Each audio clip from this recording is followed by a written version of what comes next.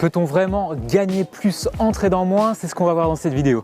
Pour répondre à cette question, on va se balader ensemble dans les rues de San Francisco. En plus, il fait beau, c'est vraiment super agréable. Puis ça me permettra de vous en dire plus sur ce que j'en pense. D'ailleurs, cliquez sur le bouton s'abonner juste en dessous de la vidéo pour recevoir les alertes concernant la sortie des prochaines vidéos bourse. Allez, c'est parti.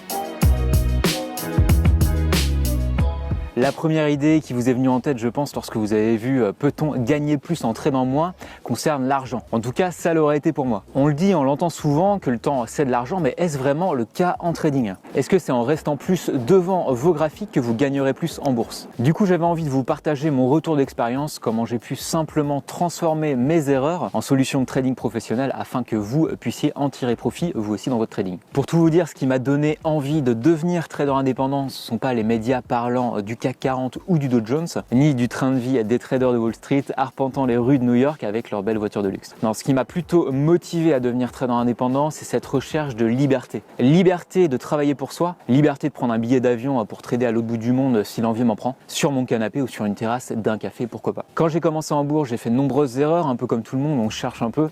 Et c'est vrai que pour ma part, je restais scotché devant les écrans de 8h du matin à 18h. Parfois même la nuit, alors qu'il ne se passait rien, vraiment rien. Alors est-ce que c'était ça la définition de la liberté dont j'avais tant espéré? Franchement, je pense pas. Était-ce réellement ce dont j'avais envie de regarder des écrans d'ordinateur toute la journée ou bien autre chose? Il était vraiment temps d'agir.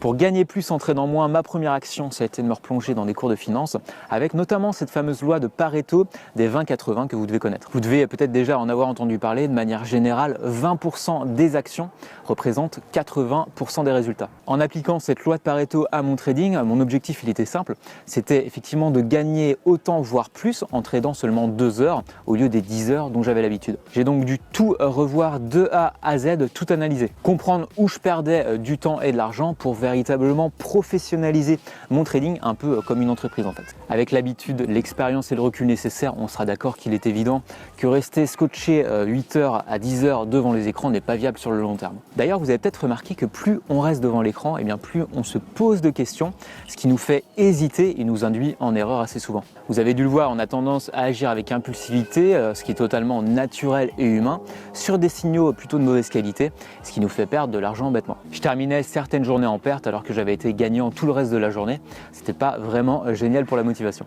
Après cette analyse profonde de mon trading, j'ai donc réduit mes horaires de trading là où la dynamique de marché est la plus forte. Terminer les sessions de trading la nuit où il ne se passe vraiment plus rien et je vous conseille vraiment de faire la même chose. Je me suis également donné un objectif journalier à atteindre. Cet objectif, il a été simple à calculer, c'est tout simplement un montant que je dois réaliser pour vivre de cette activité. En agissant ainsi, j'avais déjà éliminé la majorité des journées où il ne se passait pas grand-chose et pourtant j'attendais devant mes écrans alors que j'avais déjà de beaux gains au compteur. Sur le marché des actions, j'ai également automatisé ce qui me prenait le plus de temps, repérer les actions à fort potentiel avec l'analyse technique. En créant des petits logiciels qui travaillent pour moi sur les marchés boursiers, j'ai pu simplement réduire de 90% le temps que je passais à scruter la moindre alerte sur le marché des actions. Ce qui est génial, en ayant fait cette analyse de mon trading et puis en ayant développé des solutions performantes, toutes ces techniques ne m'ont pas permis de réduire mon trading à 2 heures par jour au lieu des 8-10 heures dont j'avais l'habitude, mais plutôt entre 15 minutes à 1 heure grand maximum par jour, tout en réduisant mes pertes, mes erreurs, ma fatigue mentale et ma fatigue physique. Alors, est-ce gagner uniquement plus d'argent? Bien sûr que non, gagner plus dans sa vie également, s'enrichir des autres, des voyages, des partages, des découvertes. Ce concept, je ne l'ai pas inventé, loin de là.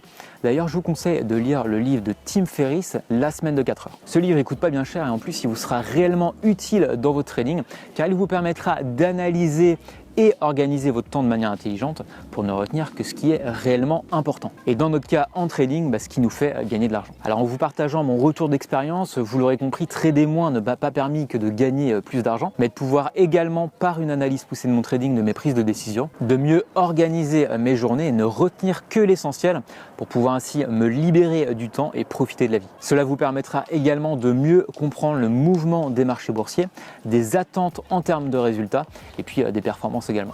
Dans cette vidéo, je voulais insister sur cette notion de temps et d'argent qui, à mon sens, n'est pas applicable en trading. Je vous conseille donc de faire une petite analyse de votre trading. À quelle heure gagnez-vous le plus d'argent? Est-ce profitable pour vous de rester longtemps devant vos écrans à trader, ou bien plutôt de transformer ce temps qui est parfois inefficace en faisant d'autres choses qui vous passionnent également? Et puis faites simplement le test pendant un temps donné et vous verrez bien de toute manière ce qui est le plus profitable pour vous à tout niveau. Une citation de Benjamin Disraeli disait: le manque d'argent aigrit le caractère, trouble le repos et finit par détruire la santé. Et je trouve pour ma part que le manque de liberté peut également nous amener à ça. Donc pour éviter tout ça, il suffit juste de bien savoir gérer les choses, à mon sens, c'est-à-dire trader moins avec excès. Si vous avez aimé cette vidéo, cliquez sur le pouce bleu en bas de la vidéo. Merci d'avance, ça me permettra d'avoir votre retour et votre feedback. Je vous rappelle que vous pouvez télécharger librement le guide des bases en bourse. Ce guide, vous pouvez le télécharger en cliquant en haut à droite en haut de la vidéo ou bien dans la description. Sur ce, je vous souhaite de bons trades, je vous dis à très bientôt dans une prochaine vidéo. Allez, salut!